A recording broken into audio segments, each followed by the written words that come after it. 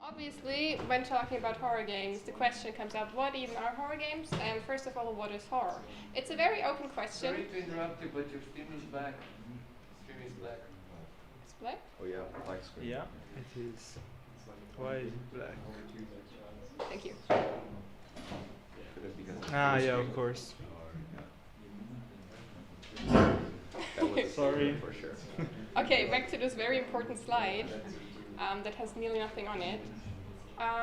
What do you think what horror is? It could be like really anything that comes to mind, anything that you associate with the word. Just speak up if you want. I would say jump scares. Yeah, that is part of it. That Yeah. can be horror. Taking people out of their comfort zones. Yeah. Taking people out of their comfort zone, that's definitely also part of it. This Running away. Yeah, it can be part of it. Making someone What do you say? anxiety. Anxiety, yes. What do you say? Making someone scared. Making someone scared. That's basically the essence of it. Or at least if you look at it in a certain way. Okay, so we have lots of different ways to look at it. And obviously we are talking about horror video games, so we can say that horror can be something that is connected to a piece of media or different pieces of media or like a family of media, whatever.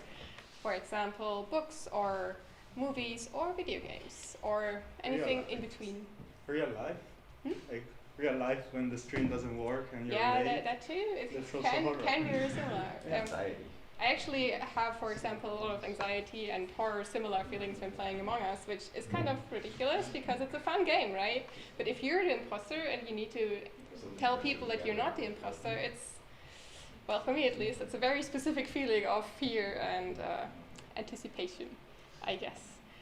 And what someone of you said before, yes, horror as a genre produces pieces of media that are trying to evoke a certain emotion, which is interesting because not all of our genres thank you, necessarily try to evoke a certain emotion. Most of them do, but it's not necessarily only one type of emotion as well. Okay, yeah. You should move on Oh with yeah, these slides. I should. I don't know why I have both of them, but oh yeah, I have some notes on it. That's fine. Of course, we also need to talk about genre, because if we say horror is a genre or a form of classification, then obviously there's also other genres.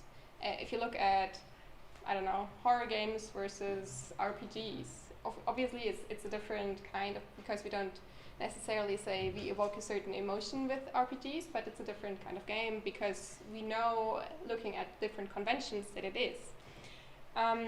Very important in this discussion is Derrida. You might have already stumbled upon him. You probably will stumble upon him a couple more times. And his text may be a bit difficult, but his idea is actually really interesting because he basically says that yes, genre is a categorization of artifacts, but they work on a level that is not seen, or the categorization or systems that we use to make up genres or categories, we don't necessarily look at them at this meta level of what is and what isn't. Because if we say this is part of horror, we also say this is not part of horror, because we are making an inclusion and an exclusion at the same time, which can be good, it can also be bad, but well, if you just look at stuff like xenophobia, it can obviously go in the very wrong direction, which we need to be careful of, and which a lot of more modern research fields are trying to do. The same thing that I just mentioned, like this belongs to us and this doesn't belong to us, is something called othering. So we say this is what we are, or this is what we include in this category, and this is the other. That's a very old thing to do for humankind in a lot of ways. I just gave an example to that as well. And we also make up these differences in genre by relating and comparing different artifacts. If you just have one piece of media, like imagine we just had one movie, we wouldn't be saying this is a horror movie or this is a romantic, dramatic, whatever movie. It would just be the movie. But because there is so many, we need to be able to differentiate between them. That's also why we have names. We give ourselves some boxes to be in. which leads to questions, why do we need genre if a media doesn't bring it with it? Because if a media is just written or created, it doesn't necessarily say, hey, I'm part of this genre. So why do you think we have genres in our modern day world? I will answer. I think Yes, it's good for discovering more specific certain elements. By separating a genre, you can have a focus. So you can start developing more, for example, horror, I would consider as a genre, and you discover what is horrific. If you don't have it, you don't really have the focus to find things out. For example, blood, disgusting thing could consider horror, but if you don't put them in the same category, you cannot really discover more. So it's easier to like put a focus on something when you have a genre and like make it better or more impactful with iterations. Yeah, that's a good part of it. Anyone else want to say? Yeah.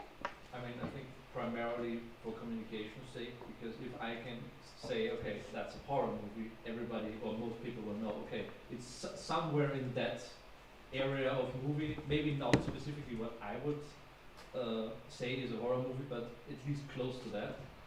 So yeah, that's right. It's the same reason why we say things like, oh, it's a Souls-like, because it's like it's a difficult thing to say. Okay, it's a genre, but it's for communication's sake, it does what it's supposed to do.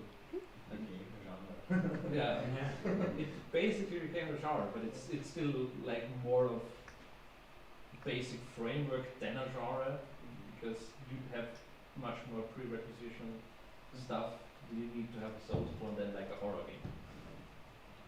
That's true, yeah. It's really helpful, especially if someone doesn't want to watch or see something. It's really helpful to tell them, yeah, this is this category that you don't like. So they're like, okay, then you have fun with it. I'm not going to bother. At the same time, though, if you just follow these categorizations, there may be some media that are classified under this categorization and that aren't necessarily the ones that would scare you away. But because they are in that classification, you don't even bother, and so you might miss out on something. So it's really helpful to have categorization if you use it correctly, but it also can lead to some not good things. Okay. Yeah, we had a discussion about this when we were choosing games, and Eva was arguing that Inside had some horror elements. What was it? Yeah, was it that, right? Inside? I think I so. don't know what you mean. Yeah, but then I thought no, and yeah, you can see horror elements in many games, but like defining a genre is something really difficult. So yeah, and we at the end we chose games that are clearly horror. So. Or at least at the moment we clearly say that they are horror games, and that's where we're going to play them a bit. Another person interesting in this regard, specifically for horror or survival horror games, is Bernard Perron. He doesn't have a Wikipedia entry, so he doesn't have a picture here either. I hope you'll forgive that. Which doesn't mean that I don't respect him or anything. It's just I don't know who he is exactly. Genre is something that he describes as moving or developing in certain circles or cycles, which I wouldn't necessarily say it's cycles because something breaks out of it now and then. But generally he says that, kind of what Haru mentioned before, that you have an aspect or a game that works well, and then a lot of people, like specifically about games in this case, a lot of people try to emulate that feeling. You will probably know about like Resident Evil clones or something like that, or some people that wanted to replicate a Doom game or something like that, because it was really popular in that regard. Also, if you look at literature, lots of people try not necessarily today, but Tolkien literature or the fantasy genre emulates a certain kind of fantasy, like this different races, and they all fight against each other. And obviously people want to, maybe they just have fun with it, or they specifically want to make a product that also is very popular and makes a lot of money. And in that sense, while trying to get that, like, what is it exactly that makes it so great, they try to make it better, so that's called iterative improvement. And then there is a certain time where, or maybe also people at the beginning start doing it, it depends where they reflect on the genre or the specific type of media that they're creating. And there might be a game or a book or a movie that is cause for a rupture, because it's so different, and it also, like, how do you say it? it differentiates really well what maybe issues you can see inside of this former genre or piece of genre. And therefore, certain subgenres or hypergenres start to exist. And also really important in this case is that not only the genre is something that forms itself and like is really elusive and not manageable, but it's something that is very much influenced by the artifacts that are part of it. So we have the example of the Resident Evil franchise. Resident Evil 1 was like nowadays we just call it like survival horror, and then the second and third part tried to make it better and like make it the kind of same experience but obviously a bit different. And Resident Evil 4 was the game that was really, really different because it gave the player agency and like a lot of ways to fight. And in that sense, it took that survival aspect in the sense of you don't have power away from the game and made it more of an action game with like a horror aspect to it, which changed the survival horror genre in its whole, which is really interesting because there you can see the connection of these different flows. Okay. What did I ask? So, if you think about horror video games, what do you think of in terms of classification? Or maybe of an example, we talked about games before, you mentioned some of them. What do you think happens in most horror games? What is like the core to a lot of them? Like all of them share this feature, for example. Death? Death? Yeah. Yeah.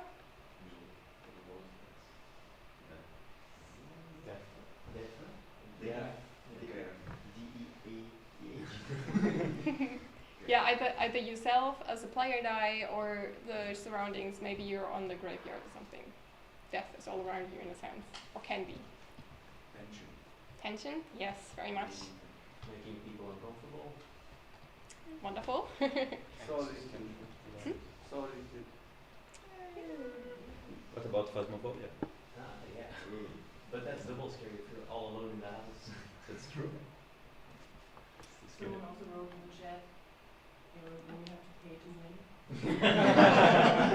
I mean, in a sense, yes.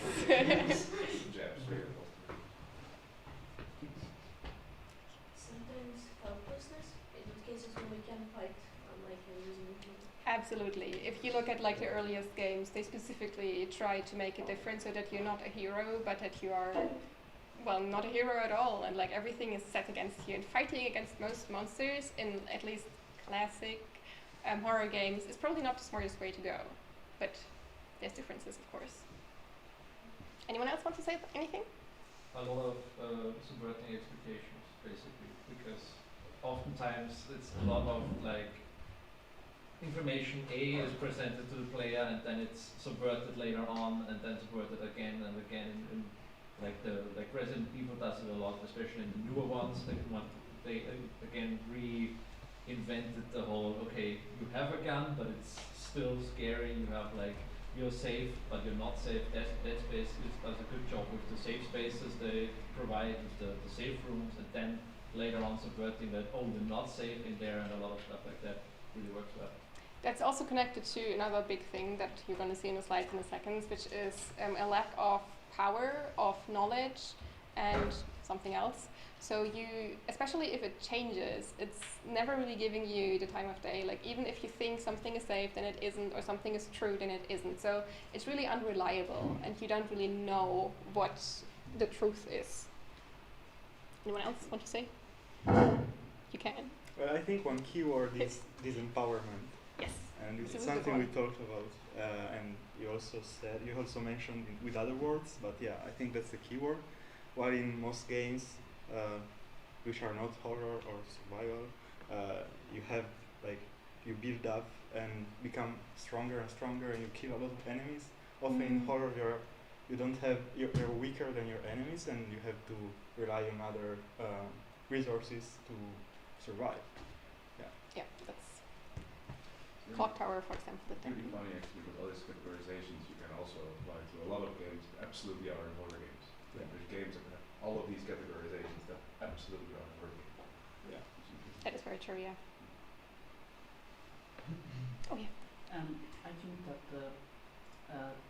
about the empowerment things can be noticed also if you try to find a game that appear as an horror, like maybe Dead Space 3 or a prototype, because I have a lot of topic about the horror games, but you are so powerful that you don't feel the fear about nothing.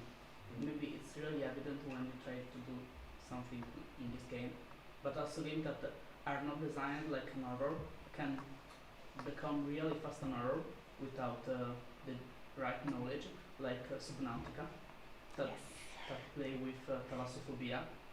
I mean, I'm not sure what it's called in English. I think it's thalassophobia. I know what you mean, that's for sure. Yes, because it's Latin, it's not Italian. And also that game is not an horror, but you play with fear, a lot of fear. Yeah, we talked about like some games, that's also part of the whole genre discussion, because there's lots of games that do not fit either category or fit so many at the same time that you can't really pinpoint it. And there's a game, it's indie, so probably not a lot of people know it. It's called Event Zero, and you're on a lost spaceship and you're only able to communicate with an AI, and you like discover what happened there and try to bring the ship back to Earth. And it's not horror at all. There's no presence there. Nothing is happening besides like, you interacting with the AI. Okay, have you played it? I would disagree a little bit because it plays. I think it plays a lot into this like fear of sentient AI, like this whole idea of you're at the mercy of something that you can't really understand because it's supposed to mimic you, but it's not perfect, and it has its own. It's like being at the mercy of technology in a kind of sense. It is true, yeah. But what I meant more was like when walking around a spaceship, you get the feeling that something is going to jump out or something, and that never happens. It's not set up that way. Yeah, that's true. But you feel it as horror, maybe also because of the technological fear in a sense. But I was more scared not because of the AI. I found it more like, let's be friends or something, because it is kind of sentient somehow. But then again, it's not. But I agree that it implies that there is something really bad happening or can happen if you don't act the right way. Okay, but yeah, it toes the line. I can also give an example of like feeling not safe in the real world, because there is a game which doesn't even have like any of these specifications in it, but still it is scary. Doki Doki Detergent. We thought about playing this, but we didn't because we didn't want to spoil it. It has gore. Well, like it is a what was it? Visual novel genre, and it's like it is gore, but most of the game like you're trying to hook up with the ladies in the literature club. But like it can change your documents in your folders and stuff. It's quite scary and becomes like you feel like unsafe in your own room because the characters in the game. It looks like characters in the game can change some things in your computer. So like searches for your name on the computer. Yeah. It's not scary when at the end it says "Hello, my computer." Yeah.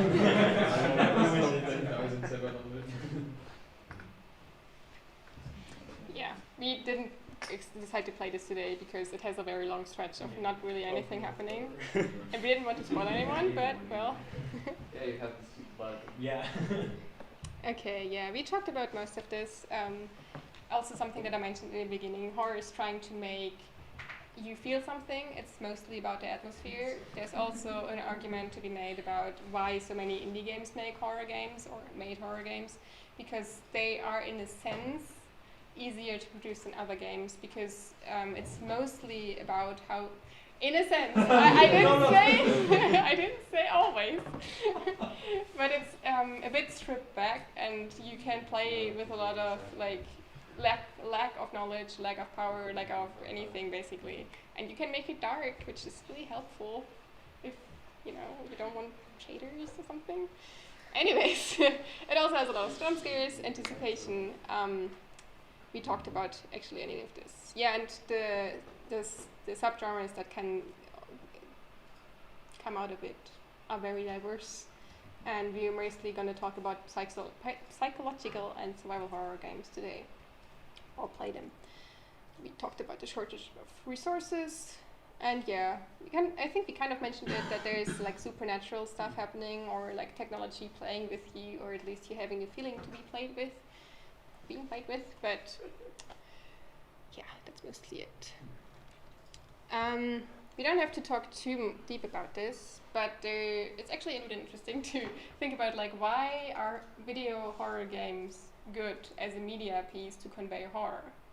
If you think about the movie, and if you think about the game, and both of them are maybe the Alien movie and the Alien game, they are different because you and one of them are the player. You have the agency. You decide when to go somewhere, and you decide when to run, or when to how to interact, where to look. And so you are the person that is punished, but you're also the person who's responsible. And on the other hand, you have just watching a movie. You can, of course, pause it, but you can also pause the game. But the thing is, you watch someone else be in danger. So the way to Emphasize. Yes, that word. It's a very different one because it's not someone else, it's yourself in the game. So that makes it really helpful in like making you horrified and not just making people in the movie horrified. Kind of connected to that responsibility, or like you are the person making decisions, is that if you look somewhere where you don't look is probably where the monster can be. So this makes it really immersive.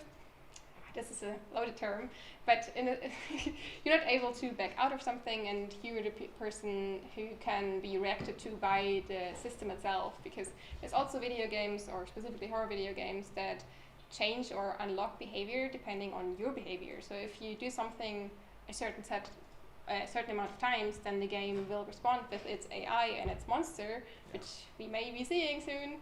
Yeah, we're gonna see this with Alien Isolation. Exactly.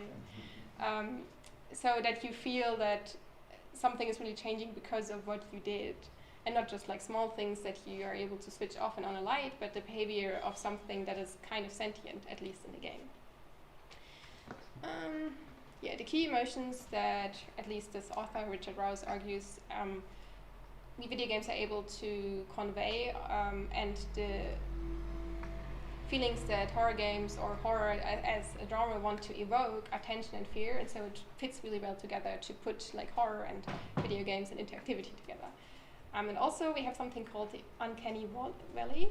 I think most of you are nodding, you know what it is. It's when something looks really similar to a human being, but it's not. You can see this in robots. We actually talked about this recently in a class. Which class was it? Human-centered computing. Yes, human-centered computing, exactly. If you have robots or something that aren't quite right, like if they have skin over their features and they try to move and it just doesn't look right because it's not a human, then this effect of the uncanny valley can emerge, because it's so close but still different that you just feel weird about it. And obviously when you're trying to design characters and movements and ways of speech in a game, it's kind of the same principle, because they might look like zombies is something that people often say, and you can obviously use that to make a game about zombies that are really weird and we are scared of them. Yeah.